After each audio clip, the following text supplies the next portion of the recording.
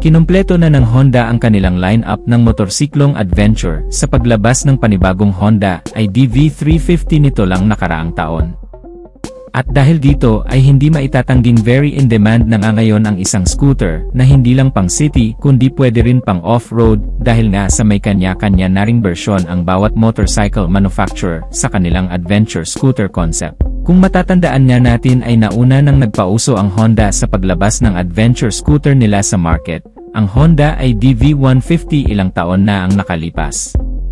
At hindi na rin nagpahuli ang isa ring kilalang kumpanya sa Italia, ang Aprilia motorcycle manufacturer, na noon pa may nakikipagsabayan pagdating sa mga dekalidad at magandang motorsiklo. Kasabay ng paglabas ni Honda sa kanilang panibagong Honda ID.V350 ay pinakilala na rin ng Aprilia ang kanilang pambato pagdating sa adventure bike sa kaparehong motorcycle show sa Milan, Italy. Ito na nga ang Aprilia SR-GT 200. At buwan niya lang ang lumipas matapos itong nilabas sa Italia ay dinala naman agad ito dito sa Pilipinas para sumabay at makipag-compete sa iba pang nagsisilabasang adventure type na scooter, kasama na dyan ang Honda ID.V160. Alamin natin kung ano ang pang-compete ng adventure scooter na ito ng Aprilia, ang kanyang advantage at disadvantage kasama ang kabuang presyo nito. Pero bago ang lahat ay huwag kalimutang mag-subscribe. Pakihit na rin ang notification bell icon para lagi tayong updated sa ating motorcycle news and reviews. Paki-follow na rin ang ating Facebook fan page. Diretso na agad tayo sa pinaka-main, ang kanyang engine performance. Ang kanyang cooling system ay naka-liquid cooled, meron itong 4-stroke, naka-single overhead cam, single cylinder, at naka-Euro 5 compliant, which means ang motorsiklong to ay environmental friendly na mas pinababa ang pollution rate. At kung ang Honda ID.V160 ay naka 4 valves, syempre hindi rin ito pahuhuli dahil ang motor na ito ay naka 4 valves na din. Kaya nitong lumikha ng 13 kW at 8,500 RPM, at ang kanyang maximum torque ay 16.5 Nm at 7,000 RPM. At the same lang sa ibang scooter naka-continuously variable transmission ang transmission type ng motorsiklong to na may electric start na engine starting system. Mapunta na tayo sa kanyang suspensions. Ang front suspension ay naka-telescopic fork with 120mm long travel suspension, at ang kanyang rear suspension naman ay naka-dual shock absorber. Meron itong soft shock absorption response, dahil naka-Showa brand na ang kanyang rear suspension, bagay lang talaga pang off-road ang scooter na to. Ang sukat naman ng kanyang gulong ay 110/80 with 14-inch mag-size sa harap, at 130/70 with 13-inch mag-size naman sa likod, all tubeless. Sa braking system ay naka-hydraulic disc brake sa harap at likod, at good news na din, dahil naka-anti-lock braking system ang harap, dagdag safety ito para sa ating mga riders. Ang timbang naman nito ay 144 kg, ground clearance ay 175 mm, at may seat height na 799 mm. Hindi siya masyadong lumalayo sa seat height ng Honda ID.V160 na 780 mm. So ibig sabihin ay abot pa rin natin mga Pinoy ang scooter na to. Very wide na din ang kanyang underseat compartment na may 25 liters of capacity na kasya ang isang full face helmet, at may sobra pa na pwedeng paglagyan ng jacket, gloves at iba pang driving protective suit. Ang kanyang fuel tank capacity naman ay 9 liters with average fuel consumptions of 38 to 42 km per liter. So medyo malayo-layo na rin ang mararating mo sa motor na to, at dahil ay adventure bike na ang motorsiklong to ay of course naka-naked handlebar na ang kanyang manubela, samahan mo pa ng very wide and elegant na instrument cluster. Naka-fully digital na ito at very visible sa umaga, lalo na sa gabi.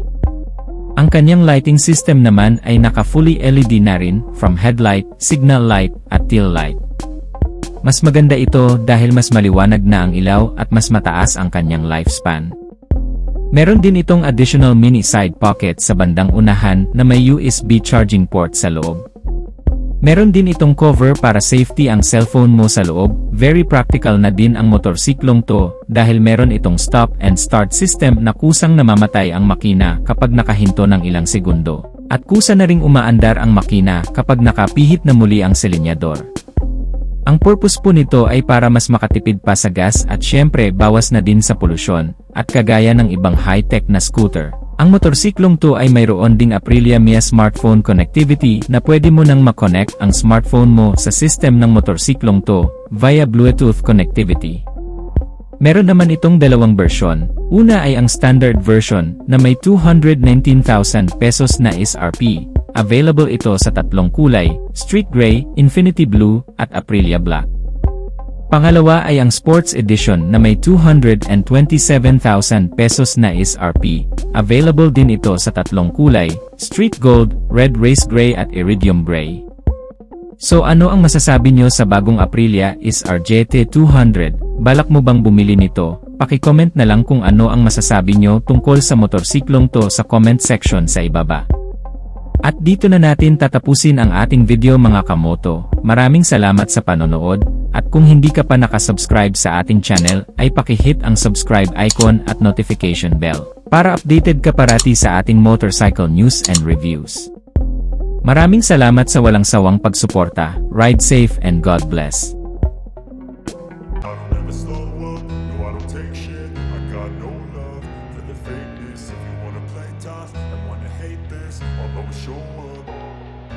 I don't ever slow up, no I don't take shit. I got no love for the fakeness. If you wanna play tough and wanna hate this, I'll always show up and make a statement. I don't ever slow up, no I don't take shit. I got no love for the fakeness. If you wanna play tough and wanna hate this, I'll always show up and make a statement. Everything I do so instinctive and so passionate. Every word I move so descriptive like an adjective. I got a vendetta against people who patented being negative when you should be getting after it.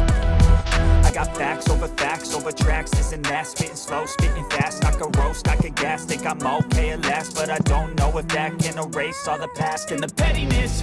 A reflection of the emptiness, hilarious. You think you're worth my time, you're delirious, mysterious, because you hide behind a fake exterior, inferior. You know I'll always be a bit superior. Get off of me, this ain't no humble brag. I want you to hear words, you can say them back. I want you to feel free from the chains at last, and to believe in what you got, it was built to last, yeah. I never got anyone's help, had to do it all myself.